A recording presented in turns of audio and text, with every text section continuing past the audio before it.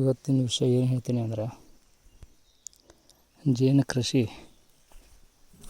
ನೀವು ಅದನ್ನೇ ಇರೋ ಜಾಬ್ ಬಿಟ್ಟು ಬೇರೆ ಯಾವುದೇ ಕೆಲಸ ಮಾಡದೆ ಜೇನು ಕೃಷಿನೇ ಮಾಡ್ತೀನಿ ಅಂದರೆ ಬೇರೆ ಕಡೆ ಹೇಗೆ ಅಂತ ಗೊತ್ತಿಲ್ಲ.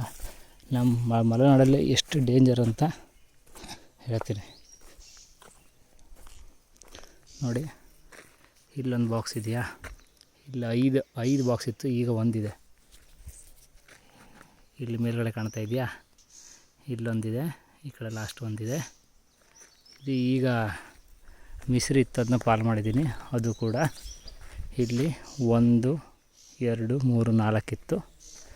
ಇಲ್ಲಿ ಹಿಂದ್ಗಡೆ ಮತ್ತೆ 5, ಅದಾದಮೇಲೆ ಈ ಕಡೆ ಒಂದು, ಅಲ್ಲಿ ಮೇಲೆ ಅಂತ 72 ಬಾಕ್ಸ್ಗಳು, 62 ಬಾಕ್ಸ್ ಇತ್ತು ಇವ್ರದ್ದು. 4 ವರ್ಷ ಆಯಿತು ಸ್ಟಾರ್ಟ್ ಮಾಡಿ. ಇದು ನೋಡಿ ಸೂಪರ್, ಎಲ್ಲ ವಾಶಿಗಿಟ್ಟಿದ್ದು. ಈಗ ಸಿಕ್ಸ್ ಫ್ರೇಮ್ಸ್ ಎಲ್ಲ ವಾಶಿಗಿಟ್ಟಿದ್ದು.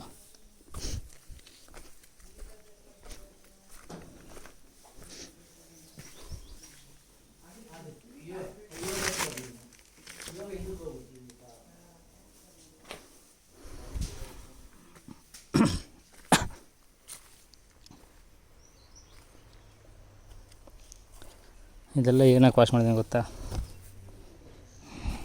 ಇದು ಪೂರ್ತಿ ತೈಸಾಕ್ಬಿಟ್ಟು ಬಂದಿದೆ. ಇಲ್ಲಿ ನಾನು ಅಣ್ಣನಿಗೆ, ಇವರು ಫ್ರೆಂಡೇನಣ್ಣ ಪರಿಚಯ ಆಗಿ ಈಗ ನನಗೂ ಅಣ್ಣ ಇದ್ದಾಗ ಪೂರ್ತಿ ಜೇನು ಕೃಷಿ. ಇವರಿಗೆ ನನಗೇನೋ ಅರ್ಜೆಂಟ್ ಇದ್ದರೆ ಇವ್ರಿಗೆ ಬರ್ಲಿಕ್ಕೆ ಹೇಳ್ತೀನಿ, ಇವ್ರಿಗೆ ಅರ್ಜೆಂಟ್ ಇದ್ದರೆ ನನಗೆ ಬರ್ಲಿಕ್ಕೆ ಹೇಳ್ತೀನಿ. ಇವ್ರು ಬೇರೆ ಕಡೆ ಕೆಲಸ ಮಾಡ್ತಿದ್ದಾರೆ ಒಂದು ಸೊಸೈಟಿಲಿ, ಅದ್ರ ಮಧ್ಯೆ ಇದನ್ನು ಮಾಡ್ತಿದ್ದಾರೆ. 4 ವರ್ಷ ಆಯಿತು. ಇದೇ ಸೈಟಲ್ಲಿ ಇಲ್ಲಿಂದ ಒಂದು ಅರ್ಧ ಕಿಲೋಮೀಟ್ರ್ ಏರ್ ಡಿಸ್ಟೆನ್ಸಲ್ಲಿ ಈ ಕಡೆ ತೋಟದ ಆ ಕಡೆ ಈ ಕಡೆ ಎಲ್ಲ ಕಡೆ ಸರೌಂಡಿಂಗು ಒಂದು 50 ಬಾಕ್ಸು. ಅಲ್ಲಿ ದೂರದಲ್ಲಿ ಒಂದು 5 ಕಿಲೋಮೀಟ್ರ್ ದೂರ, ಇಲ್ಲಿ 1 ಕಿಲೋಮೀಟ್ರ್ ದೂರ ಒಂದು 5-10 ಬಾಕ್ಸು ಈ ಥರ ಇತ್ತು. ಒಂದು ನಿಮಿಷ, ಇದನ್ನೊಂದು 3 ಜಾಗ ತೊಗೊಂಡೋಗಿ ಇಡೋಣ, ಬೇರೆ ಜಾಗ ತೊಗೊಂಡೋಗಿ ಇಡ್ತೀನಿ. ಒಂದು 5 ನಿಮಿಷ ಹುಳ ಎಲ್ಲ ಒಳಗಡೆ ಕೂತ್ಕೊಂಡ್ಮೇಲೆ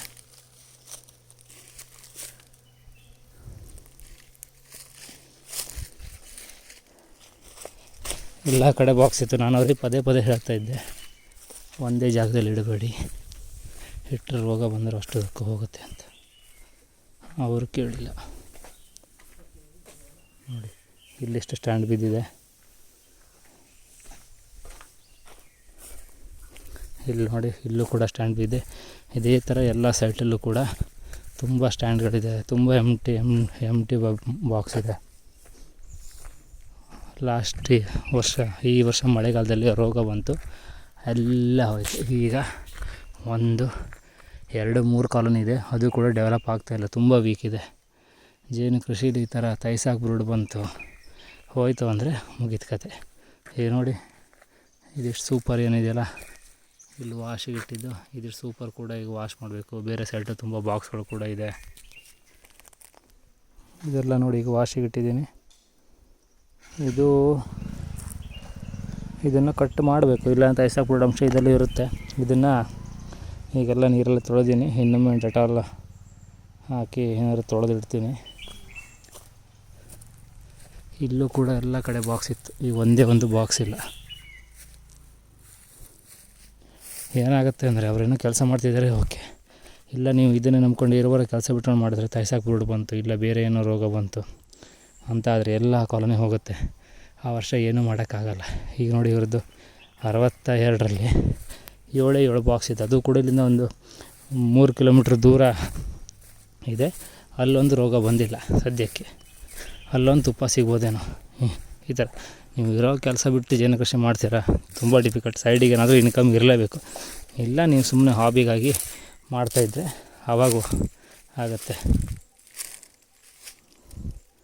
ಮೊನ್ನೆ ಒಬ್ಬರು ಫೋನ್ ಮಾಡಿ ಕೇಳ್ತಿದ್ರು, ಕೆಲಸ ಬಿಟ್ಟು ಇದನ್ನೇ ಮಾಡ್ತೀನಿ ಅಂತ. ನಮ್ಮ ಮಲೆನಾಡಲ್ಲಂತೂ ರೋಗ ಬಂದರೆ ಚಳಿ ಇರೋದ್ರಿಂದ ಯಾವಾಗಲೂ ರೋಗ ನಮ್ಮಲ್ಲಿ ಡೆವಲಪ್ ಆಗುತ್ತೆ. ಕರಾವಳಿ ಸೈಡು ರೋಗ ಬಂದರೂ ಕೂಡ ಬೇಗ ಕಡಿಮೆ ಆಗುತ್ತೆ. ಮತ್ತು ಇನ್ನೊಂದಂದರೆ ಅಲ್ಲಿ ಡೆವಲಪ್ ಆಗೋದು ಕೂಡ ಕಡಿಮೆ. ನಮ್ಮದು ISI ಬಾಕ್ಸಲ್ಲಿ ರೋಗ ಡೆವಲಪ್ ಆಗೋದು ಕೂಡ ತುಂಬ ಜಾಸ್ತಿ. ಏನಕ್ಕೆ ಅಂದರೆ ಬೇಗ ಡಿವೈಡೇ ಬರಲ್ಲ. ಅಟ್ಲೀಸ್ಟ್ ಡಿವೈಡ್ ಮಾಡಿದ್ರೆ ಒಂದು ಬ್ರೂಡ್ ಸೈಕಲ್ ಸ್ಟಾಪ್ ಆಗುತ್ತಲ್ವ, ಅವಾಗ ರಿಡ್ಯೂಸ್ ಆದರೂ ಆಗ್ಬೋದು. ನೋಡಿ ಎಲ್ಲ ಎಂಟಿ. ಇನ್ವೆಸ್ಟ್ ಮಾಡಿದ ಪೂರ್ತಿ ಇಷ್ಟೇ ಅಲ್ಲ, ಮೇಲ್ಗಡೆ ಏನಿದೆ ಇಲ್ಲಿ ಈ ರೂಮಲ್ಲಿ ಒಂದು 25 ಬಾಕ್ಸು, ಇನ್ನೊಂದು 25 ಎಂಡ್ ಫ್ರೇಮಿನ ಸೂಪರ್ಸು ಎಲ್ಲದೂ ಇದೆ. ನೀವು ಇರೋ ಬರೋ ಕೆಲಸ ಬಿಟ್ಟು ಇದನ್ನು ಮಾಡ್ತೀನಿ ಅಂದರೆ ತುಂಬ ಕಷ್ಟ. ಮತ್ತು ಇದರಲ್ಲಿ ಒಂದು ಪಾಯಿಂಟ್ ತನಕ ಅಷ್ಟೇ ದುಡ್ಡು ಮಾಡ್ಬೋದು. ನೀವೊಂದು 100 ವರ್ಷ, ನೀವೊಂದು 50 ವರ್ಷ ಕೆಲಸ ಮಾಡ್ತೀನಿ ಅಂದರೂ ಕೂಡ ಒಂದು ಲಿಮಿಟ್ ಇದೆ ಇದರಲ್ಲಿ ಮಾಡಲಿಕ್ಕೆ.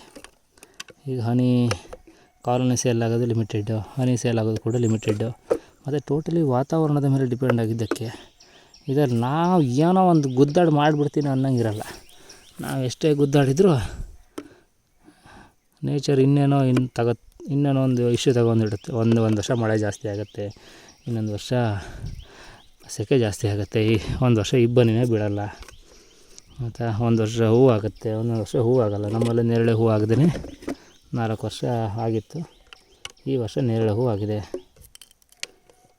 ಅದಾದಮೇಲೆ ನೆಲ್ಲಿ ಹೂವು ಕೂಡ ಅಷ್ಟೇ, ಕೆಲವೊಂದು ಜಾಗದಲ್ಲಿ ಆಗುತ್ತೆ, ಕೆಲವೊಂದು ಜಾಗದಲ್ಲಿ ಆಗೋಲ್ಲ. ಇದನ್ನು ಈಗ ಮತ್ತೆ ಇನ್ನೊಮ್ಮೆ ವಾಶ್ ಮಾಡಿ ಇಡಬೇಕು.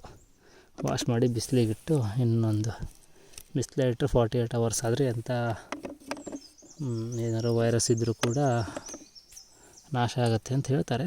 ಅದಕ್ಕಾಗಿ ಬಿಸಿಲಲ್ಲಿ ಇಡೋದು. ಇದನ್ನು ಬೇರೆ ಕಡೆ ತಗೊಂಡೋಗಿ ಪೂರ್ತಿ ನೇಚರ್ ಮೇಲೆ ಡಿಪೆಂಡ್ ಆಗಿರೋದು ಏನೋ ಮಾಡೋಕ್ಕಾಗಲ್ಲ. ಅದಕ್ಕೆ ನಾನು ಹೇಳೋದು, ನೀವೇನೋ ಮಾಡ್ತಾಯಿದ್ರೆ ಸೈಡಿಗೆ ಮಾಡಿ ಆಯಿತಾ. ಇದರಲ್ಲಿ ಎಷ್ಟು ಇನ್ಕಮ್ ಬರುತ್ತೋ ಅಷ್ಟು ಬರಲಿ ಸೈಡಿಗೆ. ಇಲ್ಲ ನಿಮಗೇನು ಜಾಬಿನ ಅವಶ್ಯಕತೆಯೇ ಇಲ್ಲ, ಮನೇಲೇ ಕೃಷಿ ಮಾಡ್ಕೊಂಡಿದ್ದೀರಾ, ಅದ್ರ ಜೊತೆ ಇದನ್ನು ಮಾಡ್ತೀನಿ ಅಂದರೆ ಆವಾಗ ಬೇಕಿದ್ರೆ ಮಾಡಿ. ಬಟ್ ಇದರಲ್ಲಿ ಯಾವಾಗ ಕೂಡ ಲಾಸಿಗೆ ರೆಡಿ ಇರಬೇಕು, ಓಕೆನಾ. ಅದು ಮೇನ್ ಪಾಯಿಂಟು. ನೀವು ಲಾಸ್ ರಿಸೀವ್ ಮಾಡೋಕ್ಕೆ ರೆಡಿ ಇದ್ದರೆ ಮಾತ್ರ ಜೇನು ಕೃಷಿ ಮಾಡಿ. ಎಷ್ಟೊತ್ತಿಗೆ ಏನು ಬೇಕಾದ್ರೂ ತುಂಬ ಡೇಂಜರಸ್ ಕೃಷಿ ಇದು. ಈಗ ನೋಡಿ, ಇದಿಷ್ಟು ಹೋದರೆ ₹1,00,000 ಹೋಯ್ತು ಇವ್ರದ್ದೀಗ, ಆಯಿತಾ. ಮತ್ತು ಈಗ ಇನ್ವೆಸ್ಟ್ ಮಾಡಿ ತಂದರೂ ಕೂಡ ಇಲ್ಲಿ ಇಡೋಕ್ಕಾಗಲ್ಲ, ಬೇರೆ ಕಡೆ ಇಡಬೇಕು. ಬೇರೆ ಕಡೆ ಇಟ್ಟರೆ ಅವರಿಗೊಂದು ಸೊಸೈಟಿ ಕೆಲಸಕ್ಕೆ ಹೋಗ್ತಾರೆ, ಆ ಕೆಲಸ ಮಾಡೋಕ್ಕಾಗಲ್ಲ. ನಾನು ಅವ್ರಿಗೆ ಮೊದಲಿಂದನೇ ಹೇಳ್ತಾಯಿದ್ದೆ, ಇಷ್ಟು ಹತ್ರ ಹಿಡಿಬೇಡಿ, ಪ್ರಾಫಿಟ್ ಬರೋದು ಕಡಿಮೆ ಆದರೂ ಕೂಡ ನೀವು ಮೇಂಟೈನ್ ಮಾಡಿಲ್ಲ ಅಂದರೂ ಕೂಡ ತೊಂದರೆ ಇಲ್ಲ, ದೂರ ಇಡಿ, 10 ಬಾಕ್ಸು 6 ಸೈಟಲ್ಲಿ ಇಡಿ ಅಂತ. ನನ್ನ ಮಾತು ಕೇಳೇ ಇಲ್ಲ, ಈ ವರ್ಷ ಹೋಯಿತು. ಹಾಗಂತ ನಂದು ಹೋಗಿದೆಯಲ್ಲ ಅಂತ ಹೇಳಬೇಡಿ, ನಂದು ಹೋಗಿದೆ, ಆದರೆ ಎಲ್ಲ ಸೈಟಲ್ಲೂ ಹೋಗಿಲ್ಲ.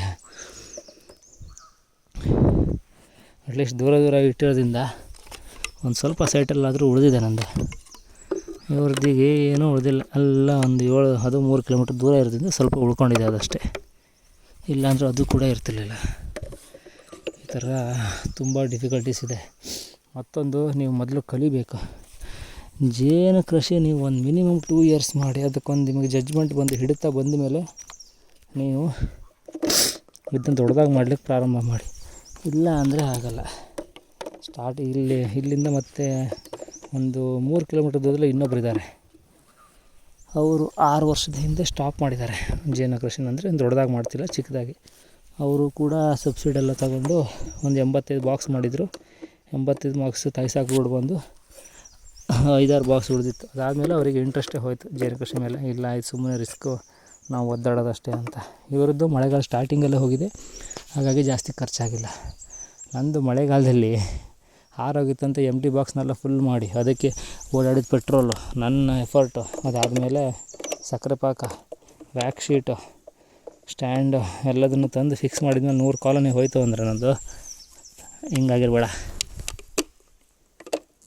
ಈ ಥರ ಎಲ್ಲ ಇರುತ್ತೆ. ಕೆಲವೊಬ್ರಿಗೆಲ್ಲ ಇಂಟ್ರೆಸ್ಟೇ ಹೋಗುತ್ತೆ, ನಿಮಗೆ ಇಂಟ್ರೆಸ್ಟೇ ಹೋಗ್ಬಿಡುತ್ತೆ ಕೆಲವೊಂದು ಟೈಮು. ಅದಕ್ಕೆ ಸ್ವಲ್ಪ ನೋಡಿಕೊಂಡು ಮಾಡಿ.